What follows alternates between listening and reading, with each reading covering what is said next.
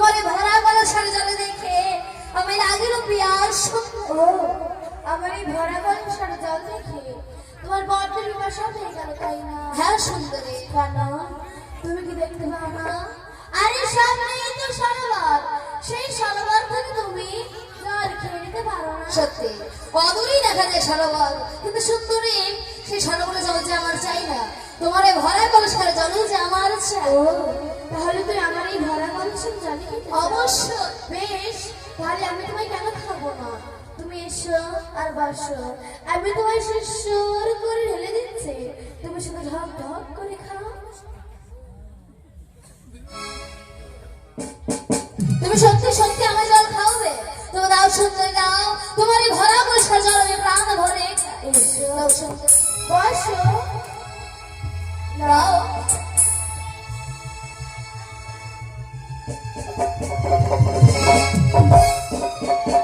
ছি বালা, তোমার কি লজ্জা করে না? একটি মেয়ে জল নিয়ে রাস্তা ধরে চলে যাচ্ছে আর তুমি তাড়াতাড়ি জল খেতে চাইছো, তোমার কি এতটুকু লজ্জা করে না? লজ্জা? আরে বাবা কি সে লজ্জা সুন্দরী? লজ্জা তো একটা নারীর ভূষণ, তাকে কখনো পুরুষ সমান বানা। তাছাড়া যখন তুমি আমার স্বপ্ন দিতে গেছে তখন যদি তোমার না লজ্জা হয়, তুমি আমার লজ্জা করে কিনা? আমি তো মায় কখন স্বপ্ন দিতে গেলাম? ভুলে যেতে সুন্দর তুমি শোনো, মানে স্বপন হারিয়াছ সুন্দরী।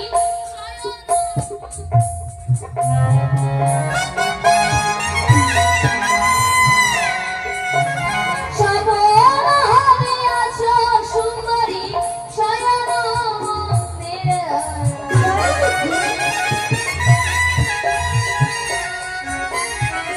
আসিতে বলেছ আমায় দিগির সরোবরে, হায় রে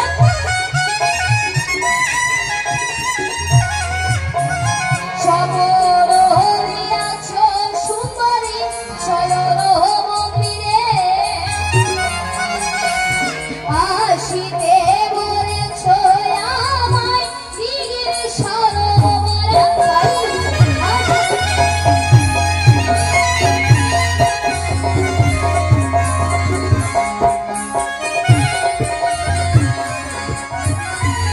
সকলে দিয়েছে সুন্দরী সে শয়ন মন্দিরে। আসিল বলছে দেখি সরোবরের রাস্তা বলে তুমি এখন অপমান করছো। দেখো, আমি তো মায় কোনো স্বপ্ন দিতে যাইনি। আর আরেকটি কথা আমি তোমায় বলে দিতে চাই। আচ্ছা এমন কি কথা? বলো।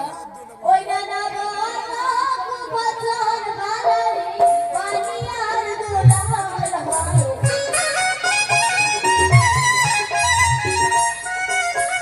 না বলো বচন বানারে পানিয়ার দুলাল হয়।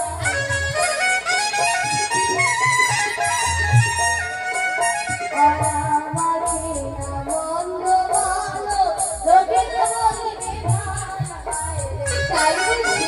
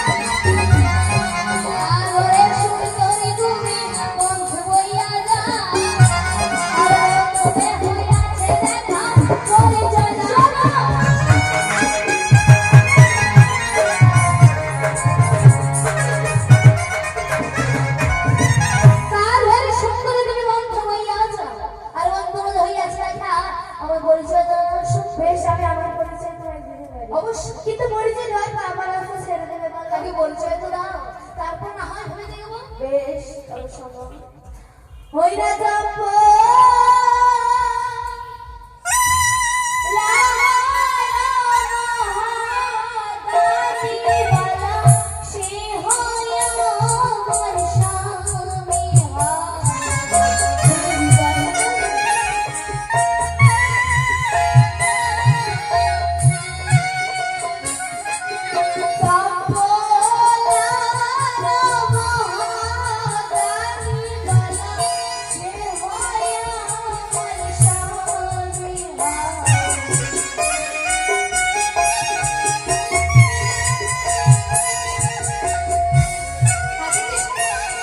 আরে সে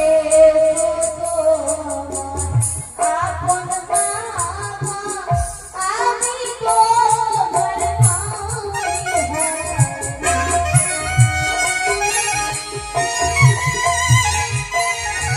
বলে বলে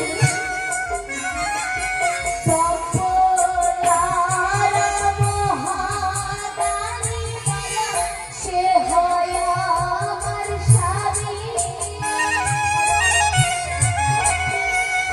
আমি সে তো তোমার আপন মামা, আমি তোমার মামি।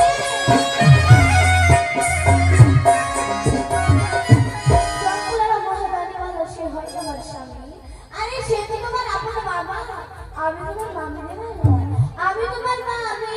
দেখি এখন কি বলে লজ্জা তুমি মুখ থেকে চলে যাচ্ছ, লজ্জা কোথাকার শয়তান নির্লজ্জ।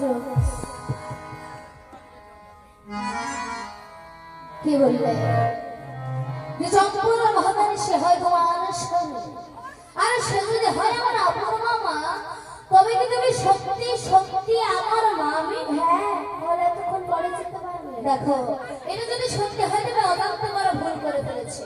আচ্ছা, তুমি তোমার এই আগরে ছোট ভাগ্যকে ক্ষমা করে দাও, আমি চলে যাচ্ছি। কেমন? মামি, তুমি তোমার আগারের ছোট্ট ভাবনাকে ক্ষমা করে দাও, আমি চলে যাচ্ছি। কেমন না, আমি তো তোমার এমনি আমি ক্ষমা করবো না। আচ্ছা, যদি এইভাবে ক্ষমা না হয় তুমি কি করলে আমাকে ক্ষমা করবে মামি? ভুল করতে শিখেছিস, কিভাবে ক্ষমা চাইতে হয় সেটাও জানিস। দেখো মামি, ছোট থেকে বড় হয়েছে বড় আগরে, তাই তো ভুল করলেও কারোর কাছে কোনোদিন আমি মাথা নত করিনি। বেশ, তবে শোনো, বলো। তুমি যদি আমার পা ছুঁয়ে বলো যে মামি মা আমার ভুল হয়ে গেছে, আমায় ক্ষমা করে দাও, 1 ঘন্টা পরে তবে আমি তোমায় ক্ষমা করতে পারি। আচ্ছা, তোমার 5 সময় ক্ষমা চাইতে হবে, তবে তুমি আমায় ক্ষমা করে দেবে? হ্যাঁ, অবশ্যই চাইবো। কিন্তু মামি, 5 যদি ক্ষমা চাইতে হয়, তুমি এত করে থাকলে কি আর কোনোদিন 5 ক্ষমা চাওয়া যায়? তুমি আমার কাছে এসো, আমি সুন্দর ভাবে ক্ষমা চাইবো। সত্যি করে চাইবো? অবশ্যই। বেশ, তাহলে তো কাছে আসতেই হবে। আমি কাছে আসছি, তুমি চট করে ক্ষমা চাই। বেশ, এসো মামি। নাও, হ্যালো মা, আরেকটু কাছে এসো। আর একটু। হ্যাঁ, এসো মামি। এবার হয়েছে। দাঁড়া, মামি, মামি, মামি গো, মামি গো, আমার দুষ্টু ভাই, হাই মামি গো, আমার দুষ্টু ভাই, হাই রাধা কৃষ্ণের সম্পর্ক শাস্ত্র ভাই, হাই রাম গো, আমার দোষ কিছু নাই, রাধা কৃষ্ণের সম্পর্ক শাস্ত্র ভাই।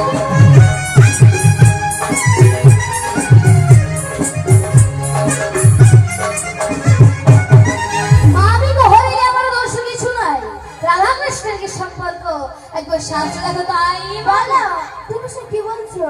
তুমি জানো না রাধা কৃষ্ণ হরে বালাদেব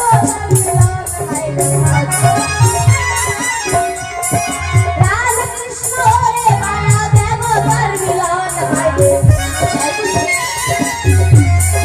দেবতার সঙ্গে মানুষের তুলনা দিচ্ছ কি কারণ?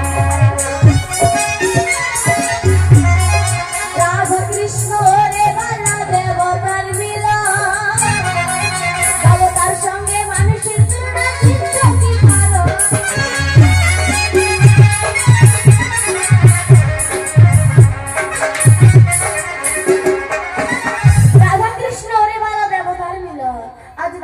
সঙ্গে মানুষের তুলনা তুমি দিচ্ছ কি কারণে বালা?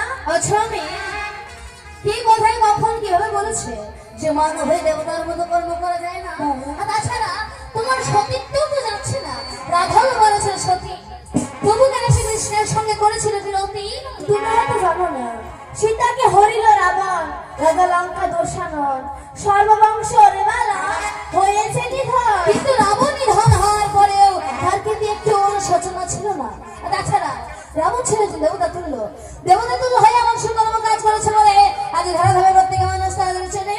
আজ সাধারণ মানুষ হয়ে যদি আমরা সেই সুকর্ম করি তবে ধরাধামে প্রত্যেকে মানুষ আমাদেরকে চেনে নেবে।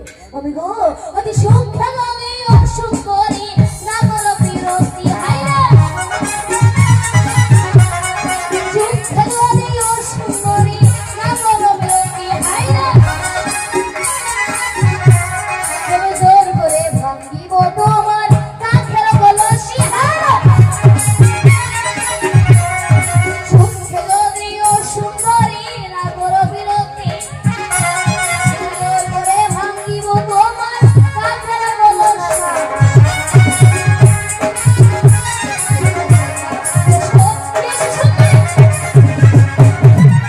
সুখে যদি সুন্দরী না করে বিরতি তুমি জোর করে ভাঙবে তোমার এই কাঠ খেলে এসে সুন্দরী কাছে দাঁড়াও। এসো এসে সুন্দরী এসো সখী কোথায় সখী সখী সখী এসে সুন্দরী কাছে দাঁড়াও। এসো এসে সুন্দরী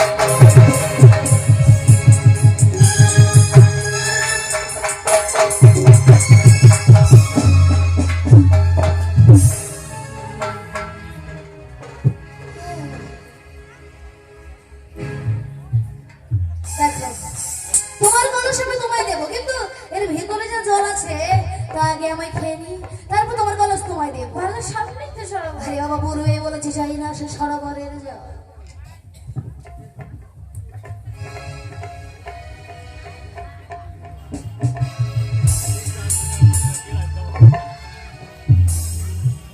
বেশ, এবার দিয়ে দাও।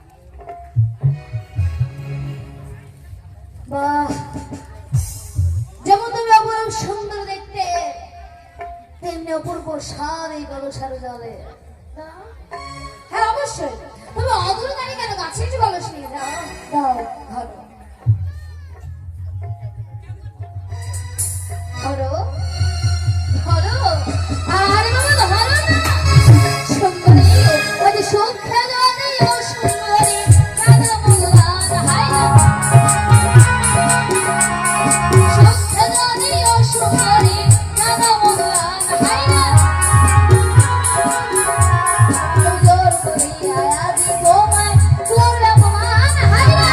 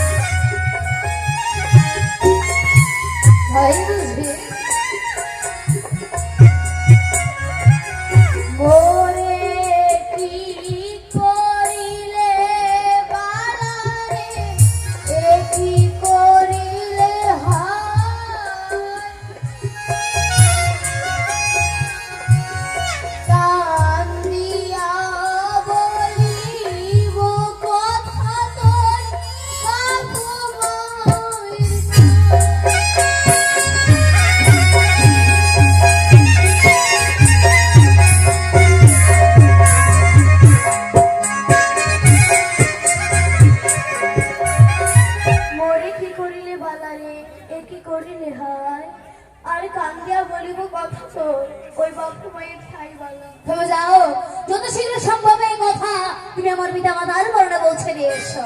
সুন্দরী, আমি বলি ওই সুন্দরী বদনের তাপে আর এই কথা বলো যদি তুমি আমার বাপু মায়ের কাছে, তবে শুভ কাজ শীঘ্রই হবে। বাপু মা বিবাহ দেবে শেষে সুন্দরী। আসি যাবো।